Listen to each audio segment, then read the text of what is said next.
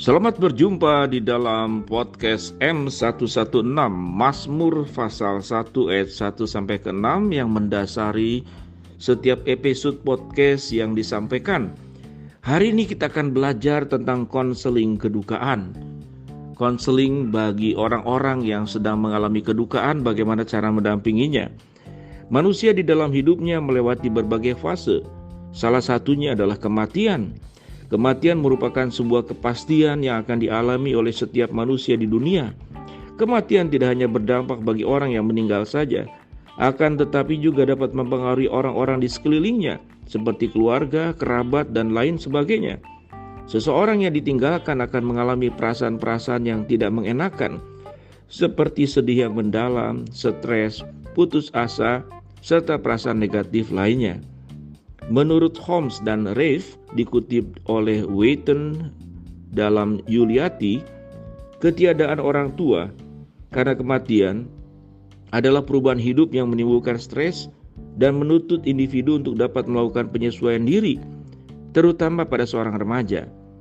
Peristiwa kematian orang tua atau orang lain dapat membuat seseorang menjadi terkejut dan terpukul saat mengalami kehilangan, dan memberi reaksi terhadap kehilangan tersebut dengan berbagai cara. Salah satu reaksi yang ditunjukkan yaitu reaksi psikologis, kesepian, stres, putus asa, trauma, dan lain sebagainya.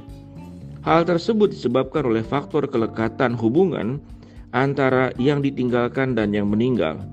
Menurut teori attachment yang disusun oleh John Bowlby, kelekatan dapat bertahan cukup lama dalam rentang waktu kehidupan manusia yang diawali dengan kelekatan antara yang ditinggalkan dan yang meninggal. Yang ditinggalkan mengalami kedukaan yang disebabkan oleh kehilangan sosok yang dikasihinya untuk mengelola emosi yang dialaminya dengan baik, sehingga hal tersebut menimbulkan hambatan bagi kehidupan baik dalam bidang akademik, perkembangan psikologis, pekerjaan, dan aspek lainnya.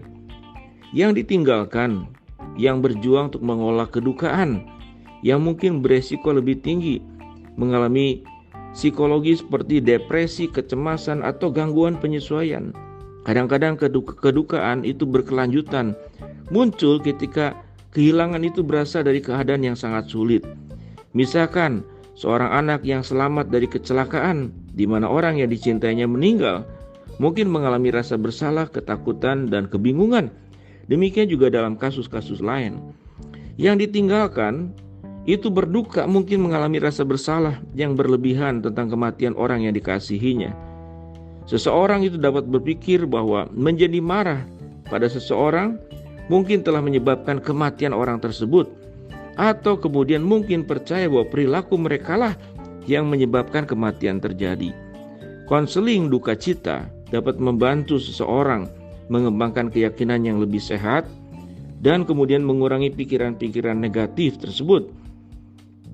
Di dalam ruang lingkup pendidikan, dan seorang konselor perlu juga memperhatikan masalah yang dialami yang ditinggalkan, kesedihan, kedukaan karena kehilangan orang yang dikasihinya, dan mengalami duka cita bisa membutuhkan waktu yang lama, dan bagaimana bangkit dari kesedihan, sehingga hal ini akan mengganggu kegiatan dan kehidupan kesehariannya.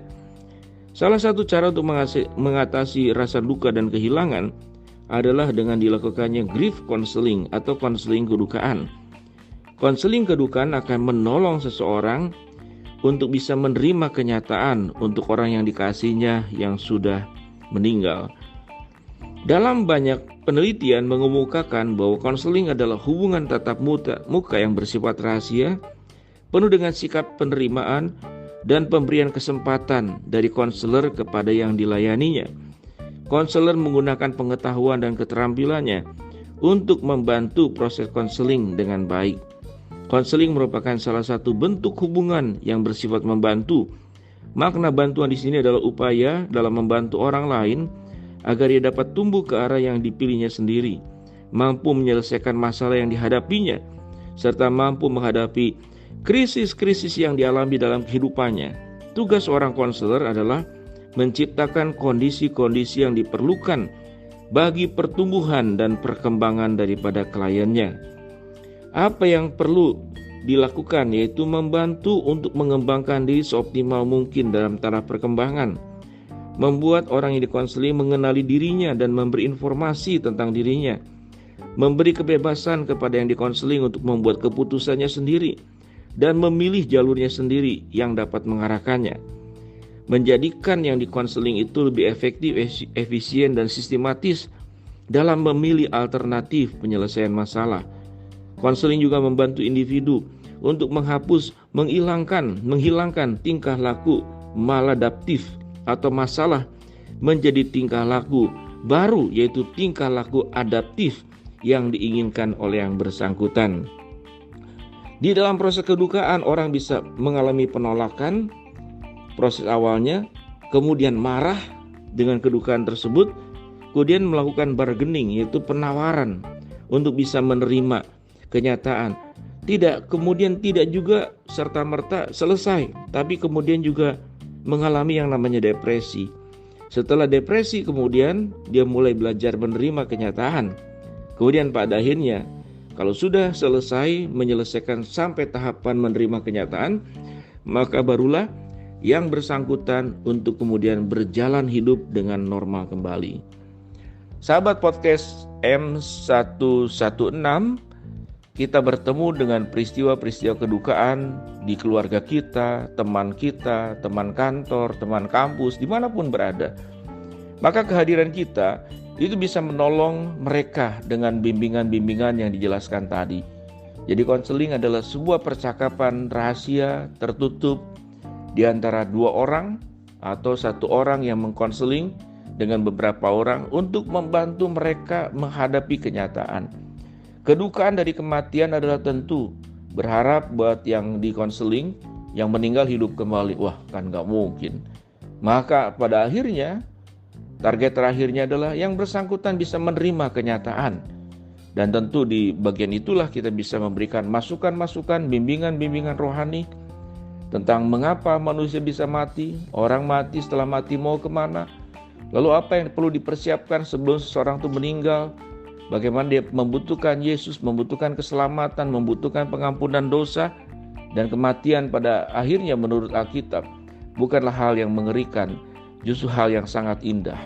Karena melewati semua pengalaman hidup, kedukaan, persoalan hidup yang ada di dalam dunia, yang akan digantikan dengan hal-hal yang indah di surga nanti. Demikianlah sahabat podcast M116 berbicara tentang konseling di dalam kedukaan yang dialami oleh setiap orang. Yang bisa dialami oleh setiap orang. Shalom, salam podcast M116.